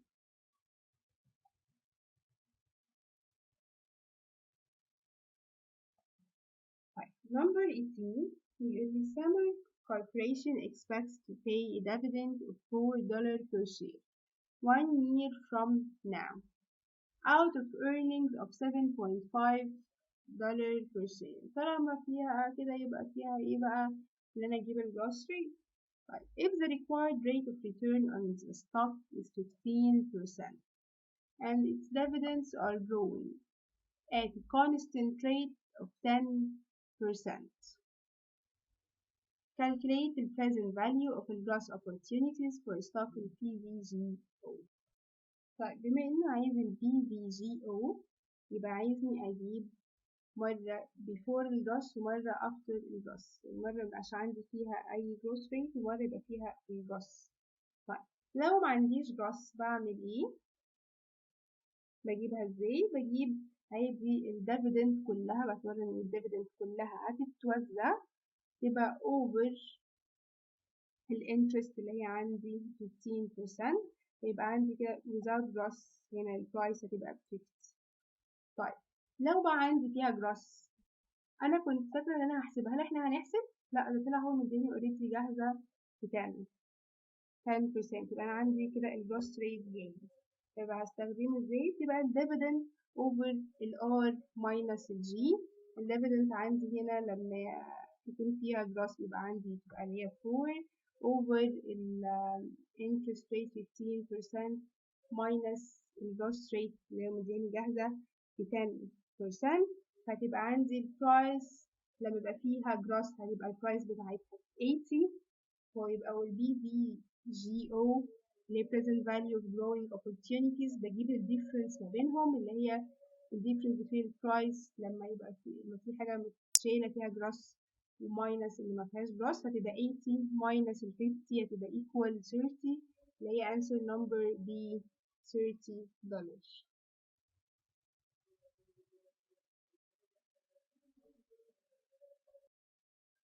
Number 19, the firm forecast a project's net cash flow in million dollar in years 1 through 4 years يعني as $120, $130, $135 and $137 respectively. If the project ends at the end of the fourth year, the project هيقفل خالص at the end of the fourth year, what is the horizon value of the project? Assume that the company had a historical gross rate of 3% and has a discount rate of 10%. طيب عايز الهورايزن فاليو، عايز الفاليو بتاعتها. طيب هو لو البروجكت كله هينتهي as a fourth year فتبقى الهورايزن فاليو عندي no horizon value. أو بيقول لي if the project terminates there is no horizon value فتبقى عندي الانسر 0. أما لو ما كانش إيه جملة البروجكت end at the end of the fourth year يبقى البروجكت شغال كنت أجيب لها عادي present value زي ما احنا بنجيب في الطبيعي. هنشوف الكويستشن اللي جاي. أما عشان قال لي البروجكت end هينتهي فده كده البروجكت هيترمينيت كده هيوقف خالص، فيبقى كده no horizon value فتبقى الانسر number A اللي هي 0. Question number 20 لسه بقول لكم عليه بيقول لي the company forecasts growth of 6% for the next 5 years and 3% thereafter. Given last year's free cash flow and the free cash flow was $100. What is its horizon value of the company cost of capital is 8%. هو مديني gross rate ومديني الار ومديني الكاش فلو عايزني اجيب الهورايزن ده. طيب هنا جاب سيرة ان الشركة دي هتقفل؟ لا لان هي مش زيرو. طيب هنا بقى ساعتها اجيب الفاليو بتاعتي. طيب هجيب الفيوتشر فاليو للكاش فلو الأول، هي الكاش فلو ده بالزيادة اللي هي بتزيد دي لمدة كام سنة؟ لمدة 5 years الأول. ال 5 years دي هتبقى الفاليو بتاعت الكاش فلو دي كانت إيه؟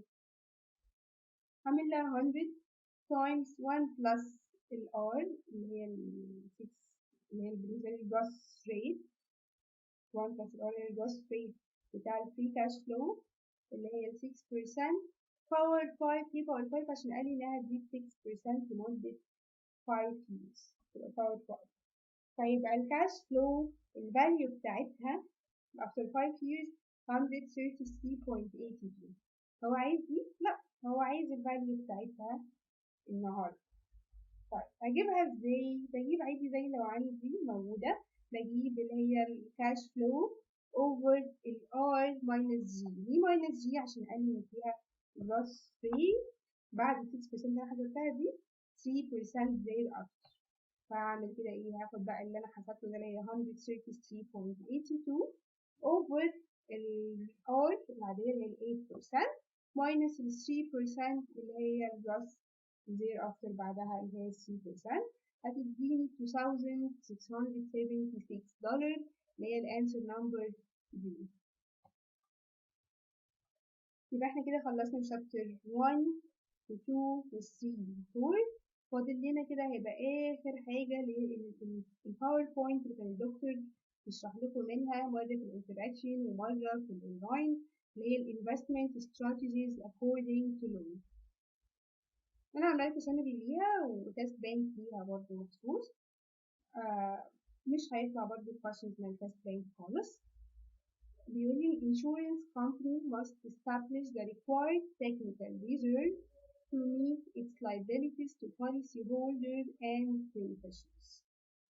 شركات التأمين لازم تحقق technical reserve يشيلوا على جنب عشان its liability للبوليسي هولدر. بيقول لي إن technical reserve بالنسبة لشركات البيرسونال انشورنس اند كابيتال ريدمشن، تعرفين كان الدكتور قال لكم إن شركات التأمين الانشورنس كومبانيز متقسمة نوعين personal insurance and capital redemption و property and liability insurance. فبلاقي personal insurance زي life insurance عندي لازم الشركات دي تطلع two reserve نوعين mathematical reserve و outstanding claim reserve. طيب بالنسبة للproperty and liability insurance، الproperty and liability insurance ده example ليها زي ايه؟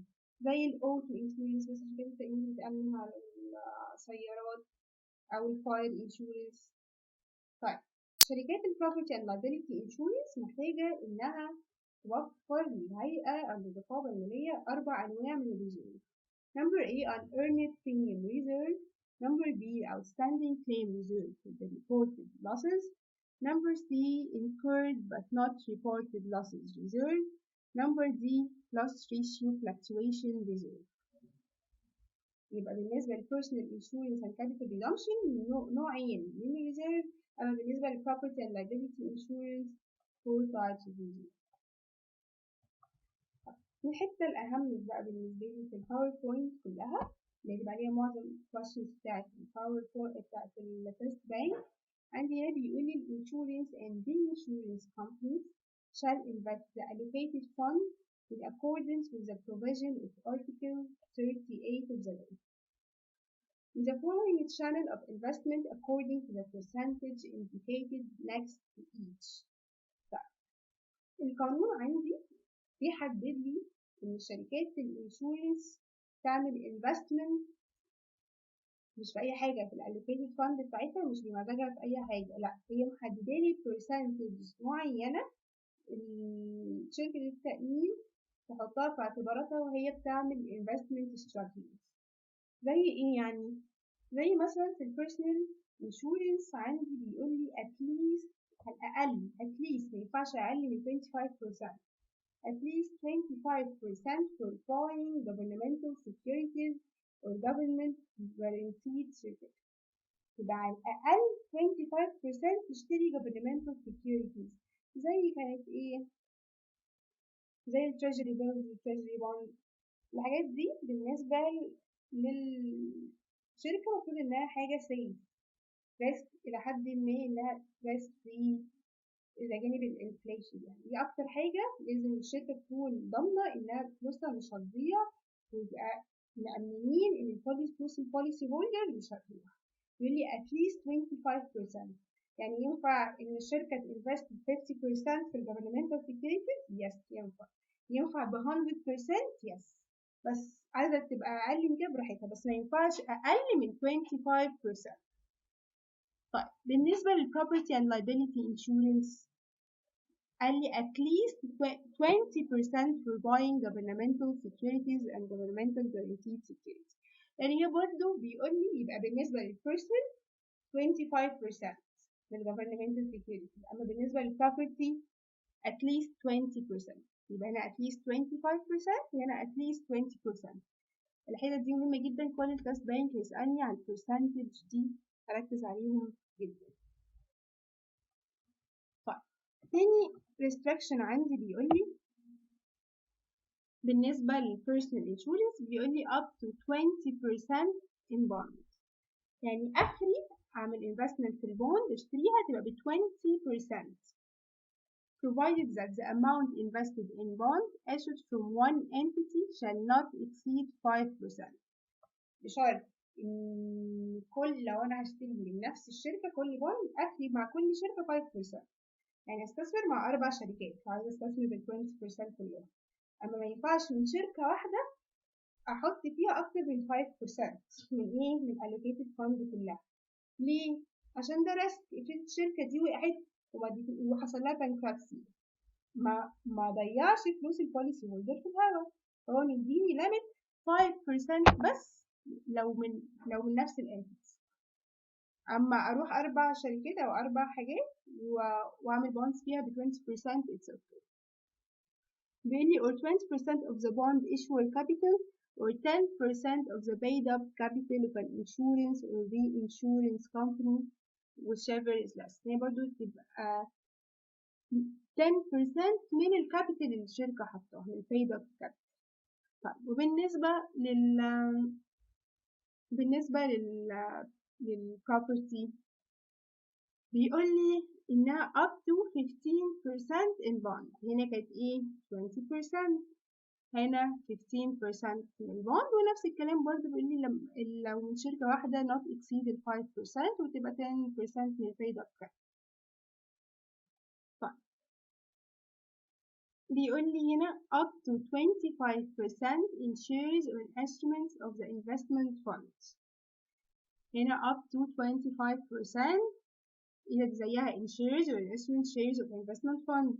يبقى دي الحاجة الوحيدة اللي هما فيهم زي بعض. يبقى نرجع تاني كده، يبقى أول حاجة هنا at least 25% في ال governmental security بالنسبة لل personal insurance، أما ال property insurance هنا at least 20% في ال governmental securities. هنا up to 20% in bond، هنا up to 15% in bond. هنا up to 25% in shares or instruments of investment fund، هنا زيها بالظبط up to 25% in shares or instruments shares of investment fund. بيقول لي the total value of the investment in bonds, shares and instruments of the investment fund which are issued from one entity. لازم total الانفستمنت اللي انا اعملها لو من نفس الشركة ما تزيدش عن 10%. مش هقول ان انا هشتري مثلا bonds ب 10% وستوكس ب 10% واقعد انوع من نفس الشركة، لا. total investment اللي هتعامل فيها مع الشركة مع شركة واحدة يبقى 10%. وهنا برضه نفس الكلام بالنسبة للproperty insurance. The total value of investment in bonds, shares and instruments of the investment fund which are issued from one entity shall not exceed 10% of the paid up capital. يعني اخد بالي انها من paid up capital 10% بس. بيقول لي هنا بالنسبة للpersonal insurance up to 20% in real estate existing within the country. ممكن يعمل investment في real estate up to 20% بس فين؟ in the same country جوه مصر مخرجش بره. وهنا up to 10% in real estate existing within country.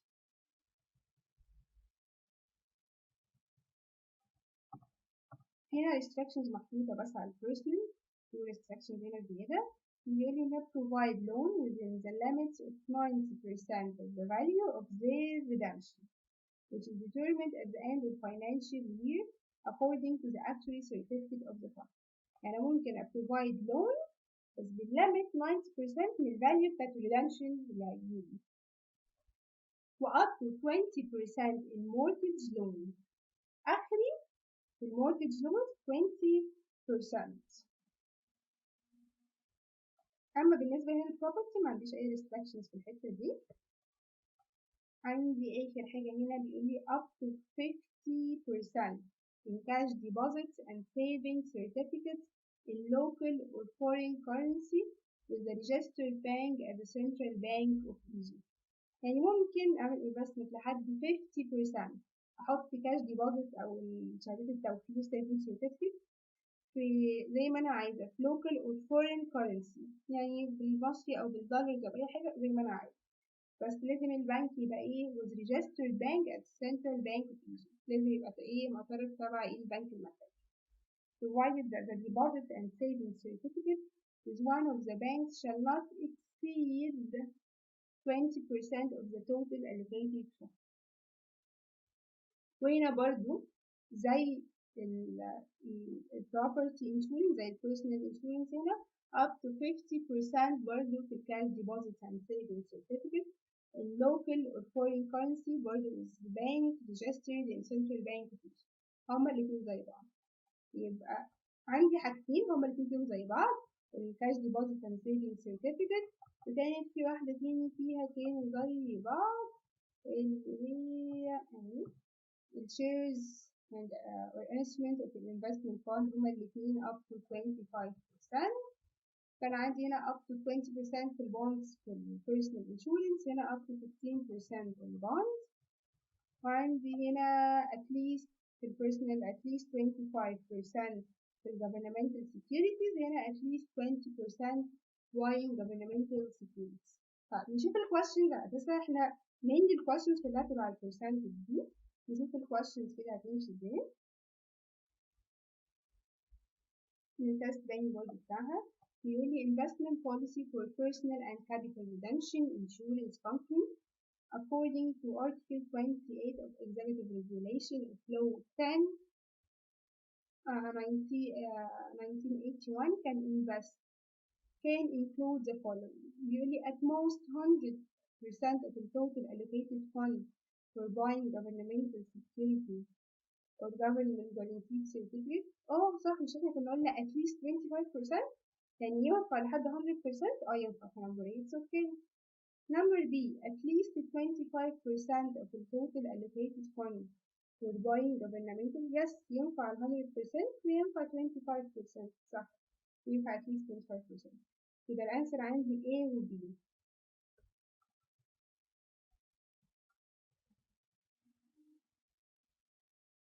Number 2 بيقول لي investment policy for personal and capital redemption insurance company according to law نفس الكلام كله.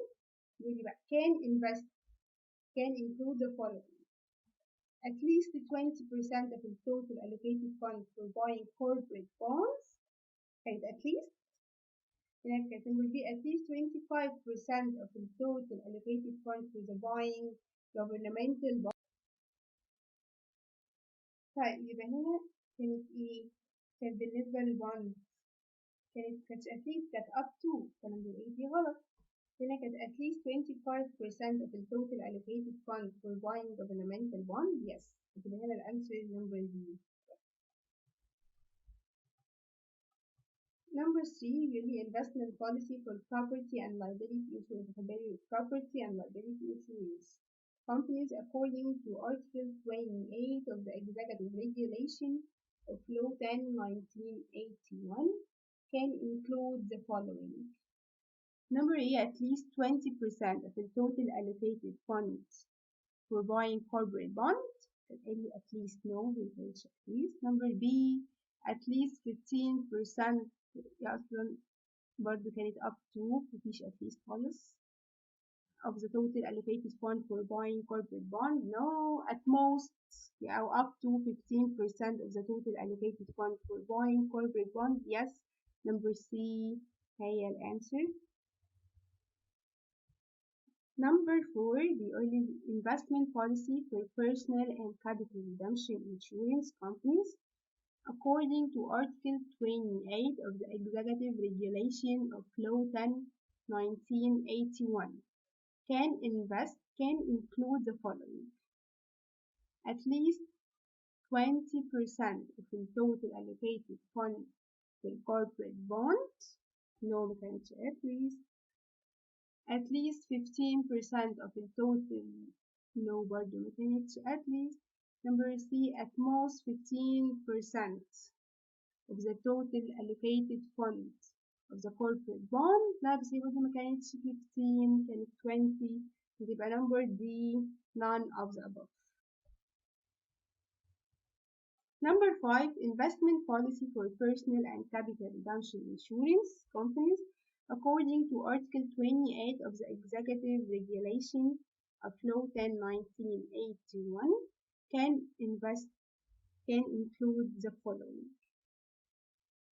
Number A, up to 20% of the total allocated fund, yes, for corporate bonds issued from different entities, yes, yes, right. Up to 20% of the total allocated fund in corporate bonds issued from one entity, no, كان آخري 5% لو one entity. فتبقى هنا الأنسر عندي number A. Number 6, investment policy for property and liability insurance companies. According to Article 28 of the Executive Regulation of Law 10, 1981, can include the following. Up to 15% of the total allocated fund for corporate bonds issued from different entities.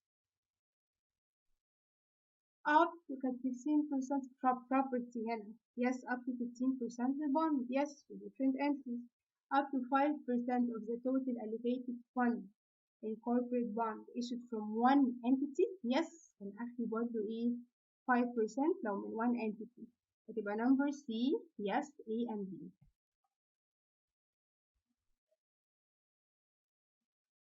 Number 7, yearly investment policy for personal and capital redemption insurance companies. According to Article 28 of the Executive Regulation of Law 10, 1981, can include the following. Number A, at least 25% of the total allocated fund insures or instrument of investment fund issued from different entities. Can it at least? No. Number B, at most 25% of the total allocated fund insured. Yes, it is at most. Number C, up to 20% of the total allocated fund insures. No, he can 25%. So number B. Number 8, investment policy for property and liability insurance company. According to Article 28 of the Executive Regulation of Law 10, 1981, can include the following. Number A, up to 25% of the total allocated fund insures and instruments. Yes, we got up to 25% from different entities. Yes.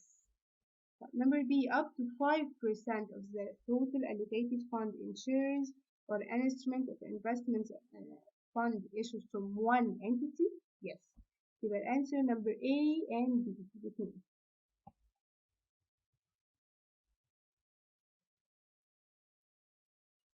Number 9, investment policy for personal and capital redemption insurance companies. According to Article 28 of the Executive Regulation of Law 10, 1981, can include the following. Number A, up to 5% of the total allocated fund insures or instrument of investment fund issued from one entity, considering that the total investment insured not excess 10% of the total allocated fund. No, هنا دي مفروض مش 10% من allocated fund. They can up to 25%. فنشوف هنا up to 5% of the total allocated fund insures or instrument of investment fund issued from one entity, considering that total investment in shares not excess 25% of the total allocated fund. Yes, هي مش أكتر not excess 25%. Yes. Up to 10% of its paid up capital in shares or an instrument investment fund issued from one entity, considering that the total investment in shares not excess 5% of the total fund. No, okay, answer number B. Number 10, investment policy for property and liability insurance companies according to Article 28 of the Executive Regulation of Law 10, 1981 can include the following. Number A, up to 10% of its paid up capital in shares or instrument of investment fund issued from one entity, considering the total investment in shares not excess 25% of the total allocated fund. Yes, هي number E.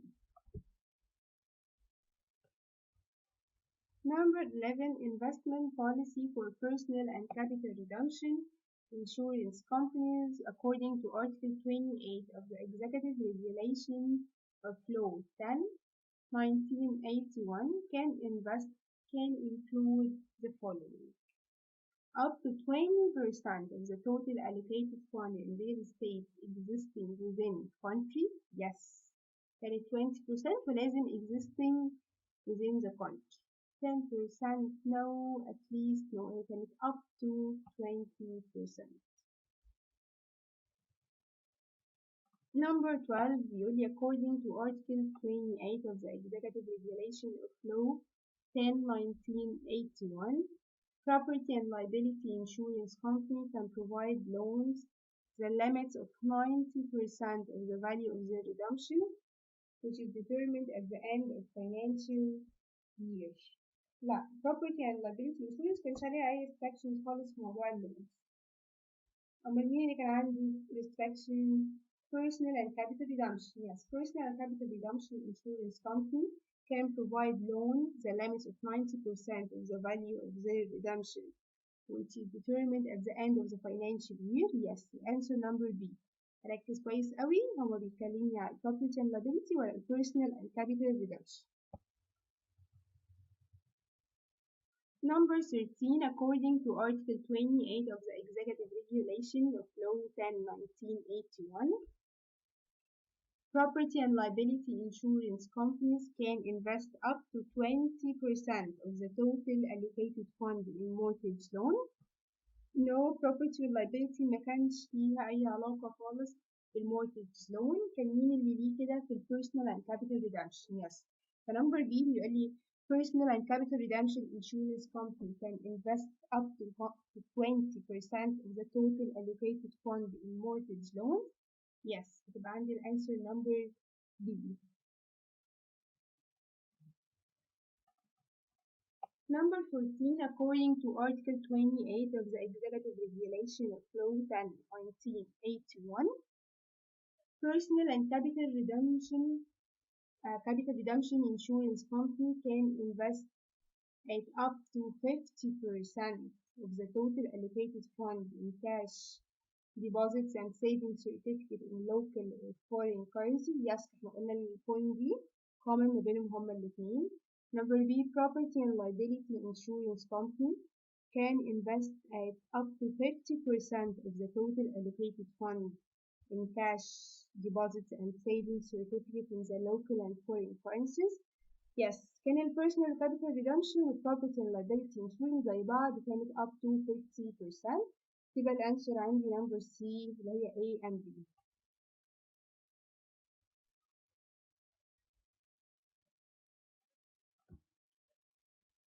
Question number 15, investment policy for personal and capital redemption insurance company according to Article 28 of the Executive Regulation of Law 10, 1981 can include the following.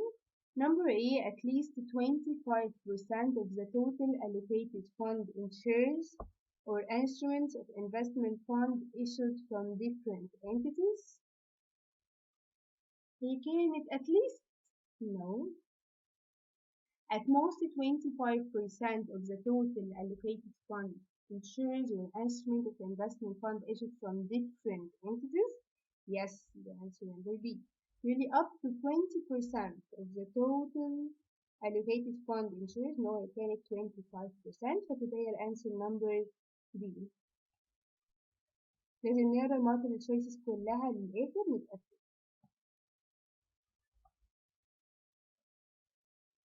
Number 16, investment policy for property and liability insurance companies.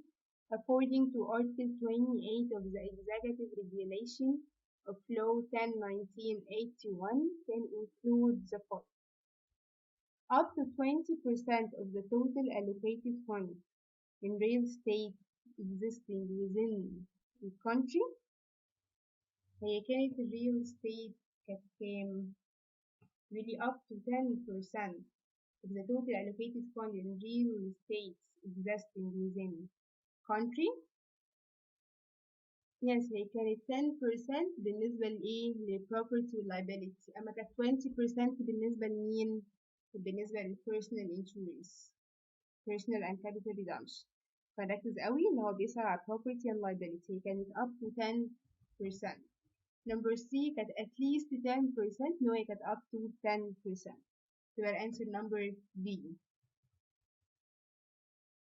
Number 17, a personal insurance company has allocated fund 100 million Egyptian pounds. The investment policy according to Article 28 of the Executive Regulation of Law 10/1981 can include one of the following. Number A, invest 100 million in deposit in one bank registered in CBE, لو Central Bank of Egypt. No, ما ينفعش احط الفلوس كلها deposits. ليه؟ فاكرين كان عندي up to 50%. ما ينفعش احط الفلوس كلها. كان لازم احط at least 25% من governmental securities. فهي number E ما تنفعش. Number B, invest 50 million in deposit. Yes, يبقى 50% صح. And 50 million insurance. No, ما تنفعش احط 50 million insurance. Number C, invest 80 million in deposits in governmental bonds. ممكن كان عندي ايه at least 25%، ممكن احط اكتر من كده، عايز احط 80%. yes عادي. And 20 million in deposits and bank register in CPE. yes واحط 20% في deposits في banks register. yes يبقى الانسر number C. Number 18 وده last questions عندنا في revision. Really investment policy for personal and capital redemption insurance companies according to Article 28 of the Executive Regulation of Law 10/1981 can include the following. At most 25% of the total allocated fund for buying governmental securities or government guaranteed certificates. Number B, at least 25% of the total allocated fund for buying governmental securities or government guaranteed securities. هي كانت at least ولا كانت at most؟ at least طبعا. Number A غلط. Number B معانا، بس نكمل بقية المالتيبل choice. Number C, at least 15% of the total allocated fund for no مش at least at least 25. None of the above. يبقى number B. يبقى 18B. احنا كده خلصنا division، خلصنا التست بانك. good luck. ربنا معاكم. أهم حاجة try to practice more. ركز على الأسئلة بتاعت التست بانك. نحل بإيدينا عشان النمبرز ما نتلخبطش بالنمبرز. good luck. باي باي.